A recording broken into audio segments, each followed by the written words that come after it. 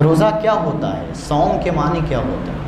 कुरान ने जो सौम का लफ्ज़ इस्तेमाल किया, इसका माना क्या है? रुक जाना। सौम का माना रुक जाना, यानी बंदा माह सियाम में, रोज़े में हर जायज़ काम से रुक जाता है, हलाल काम से रुक जाता है। खाना हलाल है, रुक जाता है। पीना हलाल है, रुक जाता है। बीवी हलाल है, रुक जाता है। तो मेरे दोस्तों, जब बंदा हलाल कामों से रुक जाता है तो हराम की इजाज़त कैसे होगी?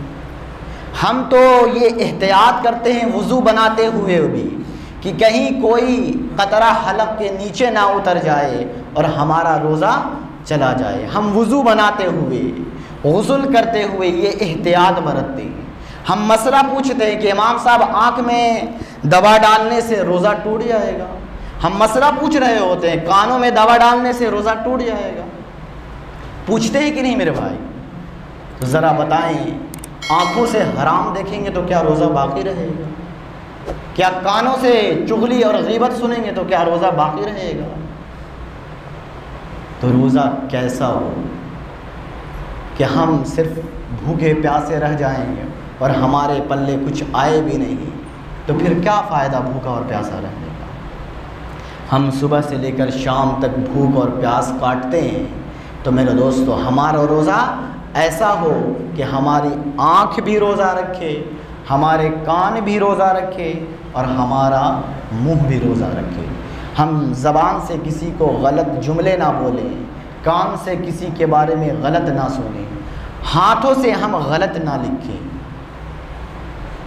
आजकल ऐसे नहीं लिखा जाता है, आजकल ऐसे लिखा जाता है। ज़माना बदल गया है, डिजिटल हो गया है। तो हाथों से गलत ना लिखा जाए, गलत ना टाइप किया जाए, हाथों से गलत ना तोला जाए। ये हाथों का रोज़ा है। तो अगर हम इन तमाम तकाज़ों पर अमल करते हैं तब हमारा रोज़ा रोज़ा है। अगर रोज़ा रख के हम 3 घंटे की मूवी देख रहे हैं कि रोज़ा कट जाएगा आसानी से, तो फिर आपका रोज़ा नहीं, ये तमाशा है, ये हरामखोरी हो रही है मेरे भाई।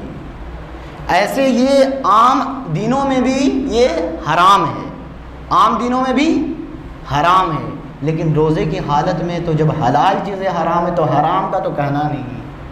तो मेरे दोस्तों, फिर हमारा रोज़ा ऐसा हो जिस तरह हम कानों में दवा डालते हुए एहतियात करते हैं कि रोज़ा ना चला जाए, आँखों में दवा डालते हुए एहतियात करते हैं कि रोज़ा ना चला जाए, इसी तरह आँखों से गलत ना देखें, कानों से गलत ना सुने, ज़बान से गलत ना बोलें, हाथों से किसी को तकलीफ़ ना पहुँचाएँ, तब आपका रोज़ा रोज़ा है। मेरे दोस्तों, माह रमज़ान जब आता है तो अपने दामन में बहुत सारी नेकियां लेकर आता है। और किताबों में मैंने पढ़ा है कि रहमत हक़ बहाना मी जोया, कि अल्लाह की रहमत जो है बख्शिश के लिए बहाने ढूंढती है। किसी भी ज़रिए से, किसी भी बहाने से इस बंदे की बख्शिश कर दी जाए, मग़फ़रत कर दिया जाए। तो ये अल्लाह बहाने से हमारी मग़फ़रत करना चाहता है। इसमें सबसे पहला बहाना क्या है? बख्शिश का। अल्लाह हमारे लिए मग़फ़रत के रास्ते को आसान कर देता है।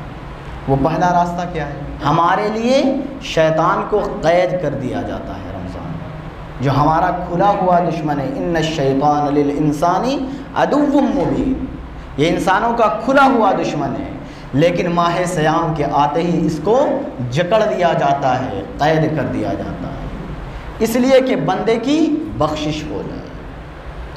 दूसरी करम नवाजी हमारे ऊपर क्या होती है कि हमें इफ्तार और सहरी के वक्त कबूलियत का राज दिया गया कि इफ्तार के वक्त जो बंदा दुआ मांगता है दुआ रद्द नहीं होती है। सहरी के वक्त जो बंदा दुआ मांगता है दुआ रद्द नहीं होती है। इब्ने उमर रज़ी अल्लाह ताला अन्हु से मरवी रिवायत है, वो फरमाते इन्नल्लाह व मलाइकतहु युसल्लूना अलल मुस्तस्हिरीन, कि बेशक अल्लाह तबारक व ताला और उसके मलाइका सहरी करने वालों पर रहमत नाजिल फरमाते हैं। लेकिन हमारी बदबख्ती है कि हम सहरी तो सोए सोए खा लेते हैं। सहरी खाना बरकत की चीज़ है। और बाज़ लोग तो ऐसे हैं अगर एक दिन सहरी ना करें तो सीना चौड़ा करके बोलते हैं आज हमने बिना सहरी का रोज़ा रखा है। तो ये फ़ख्र की बात है, आपने नेकी ज़ाया कर दिया, आप अपनी ताकत दिखा रहे हैं, आपने एक अजीम सुन्नत को तर्क कर दिया है। आज हमने सहरी नहीं किया, मैंने रोज़ा रखा है। सहरी में बरकत है। अल्लाह के रसूल ने फरमाया इन्नल्लाह व मलाइकतहु युसल्लूना अलल मुस्तस्हिरीन, कि बेशक अल्लाह तबारक व तआला और उसके फरिश्ते सहरी करने वालों पर रहमत नाजिल फरमाते हैं। ज़रा गौर करें भी कितने लोग जमा हैं, लेकिन फजर की नमाज में इतने लोग नहीं रहते हैं, सहरी खाकर सो जाते हैं। तो क्या उनके ऊपर भी रहमत नाजिल होगी? नमाज का वक्त क्या है? ख़त्म सहरी होती है, उसके फ़ौरन बाद अजान दी जाती है, 15 मिनट के बाद जमात है। आप बाजमात नमाज़ पढ़ने आपके लिए फ़ायदा है। ऐसे भी हदीस में आता है कि जो बंदा रात को इशा की नमाज़ पढ़ के सोता है तो उसको आधी रात का सवाब है, और अगर जो फजर पढ़ लेता है तो उसको सारी रात जागने का सवाब अता किया जाता है। सुभान अल्लाह। तो मेरे भाई, सिर्फ ऐसा ना हो कि खाली सुनने वाले बने, इनको अपनी ज़िंदगी में लाने का मिजाज बनाए। तो सहरी खाना क्या है? सुन्नत है। बोले ना, सहरी खाना सुन्नत है, बरकत है, और सहरी खाने वालों के ऊपर अल्लाह तबारक व तआला रहमत नाजिल फरमाता है। और सहरी के वक्त और इफ्तार के वक्त की दुआ रद्द नहीं की जाती है। लेकिन इफ्तार के वक्त हमारा माहौल क्या होता है? पकोड़े पर नज़र होती है, समोसे पर नज़र होती है, फ्रूट पे नज़र होती है। वो तो जाएगा पेट में, कोई छीन नहीं सकता है आपके हिस्से का।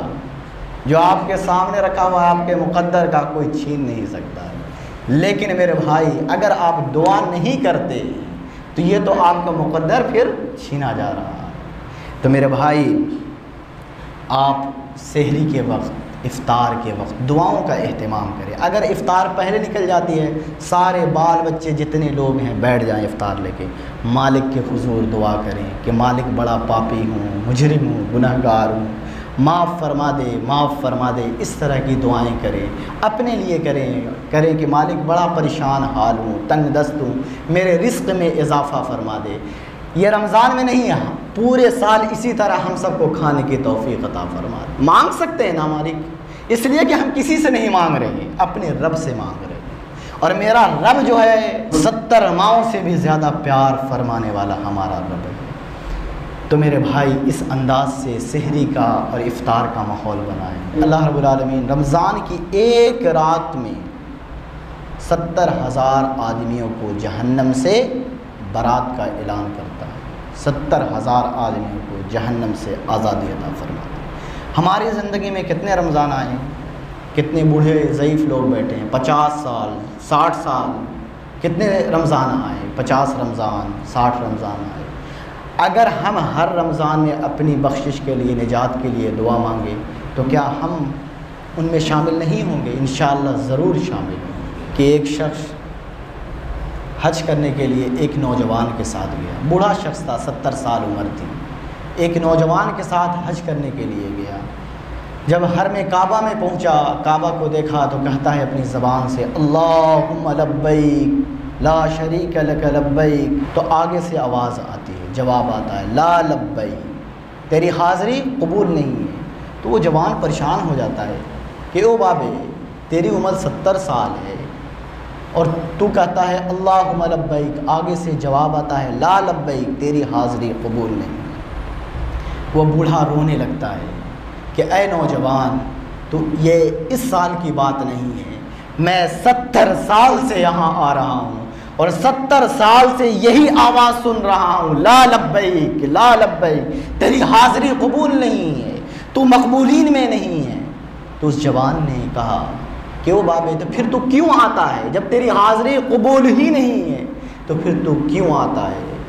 तो उस बाबे ने जवाब दिया कि तू ही बतला दे कि इस दर के अलावा भी कोई दर है, इस दर के अलावा भी कोई दर है, इसको छोड़कर कहाँ जाऊं और कौन है मेरा? तो फिर आवाज़ आती है, ऐ मेरे प्यारे, तेरे अगले भी कबूल, तेरे पिछले भी कबूल। तो ये ना समझे कि हम बहुत दिनों के बाद आए हैं, मालिक माफ़ नहीं करेगा, बल्कि आपके पिछले जितने भी गुनाह हैं कुरान उठा दीजिए, फ़उलाइका युबद्दिलुल्लाहु सय्यआतिहिम हसनात व कान अल्लाहु गफूरर रहीमा, कि अल्लाह तबारक व तआला आपके पिछले जितने भी गुनाह हैं तमाम को नेकियों में तब्दील फरमा देगा। क्यों फरमा देगा?